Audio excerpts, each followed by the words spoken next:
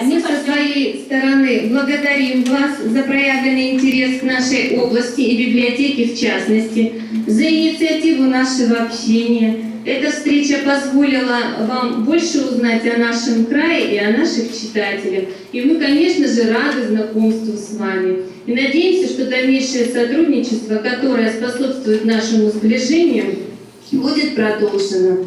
И в ответ вам хотим предложить нам выбор. У нас подготовлено 2 номера. Один на башкирском языке, один на казахском языке. Какой номер вы хотели услышать? А мы вообще хотим услышать.